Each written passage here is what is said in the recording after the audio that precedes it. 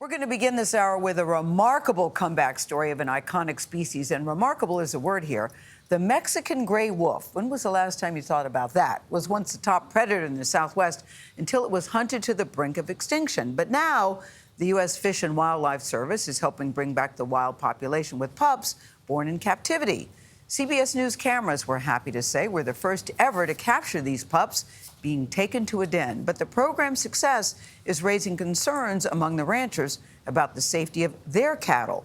Kris Van Cleave shows us what's at stake here. It's an amazing race you haven't seen before to save an endangered species. Our cameras were there as 5 newborn Mexican wolf pups began a nearly 2,500-mile journey from captivity in New York to New Mexico and the wild. Veterinarian Susan Dix. We try and minimize as much as we can the time the wolf pup is away from a mother. The Mexican wolf, or lobo, was once plentiful in the Southwest until it was hunted nearly to extinction. By the mid-1970s, there were just 7 in existence. Now there are roughly 250 back in the wild. They are doing better and improving, but that's a fine line. Disease comes through, something happens, they could be lost. And with so few wild wolves, a lack of genetic diversity due to inbreeding makes rehoming pups from captivity necessary. So this is a baby Mexican wolf. He's about 10 days old and very soon is going to meet his new mom in the wild. But to get there required hiking through miles of difficult and prickly terrain to reach the wolf den. The wild pups are pulled out, given a health screening, and introduced to their new siblings. Brady McGee is the program coordinator. We've got them all mixed together, all the puppies smelling the same, and put them back in the den. When we walk away from it, the mom will come back. It would seem like to me that if you just sort of increased the size of a litter, that the wolf would notice. You know, we don't think they can count, but they will care for pups, whether or not they're theirs. Another threat to their survival is mistaken identity.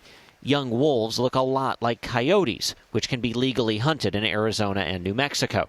Conservationists estimate about 30 wolves a year are killed by humans. What we're disappointed by is that the agency hasn't taken the threat more seriously and taken more steps to mitigate that impact. They pushed the Wildlife Service to use the Endangered Species Act to ban hunting of coyotes in wolf country, something the government declined to do. What we want to do is increase education, get out the differences more. Protecting those animals wouldn't result in a net benefit for wolves because probably the public would be darn irritated with it. Not everyone is excited about the Mexican wolves' return. While their dens are on Forest Service land, some of that land is also leased by ranchers, and the wolves can target their cattle. Is this wolf country? Yes, it is. Calving season now comes with concern for Barbara Marks. Her family's been ranching this land along Arizona's Blue River since 1891. Wolves were a threat then, and she says they're targeting her calves again now. The numbers have increased dramatically, so they have become more of an issue and more of a year-round issue.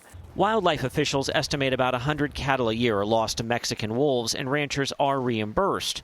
Marks believes the actual number is likely higher, but also knows her new neighbors are here to stay. They're here, so we have to deal with them. Why is it important to save the wolves? It's a keystone species, so everything that happens at the top of the food chain trickles down and helps down below, and helps keep the environment more natural.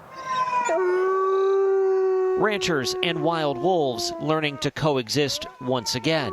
For CBS Mornings, I'm Kris Van Cleave in the Gila National Forest, New Mexico. That delicate balance of nature, right? That's right.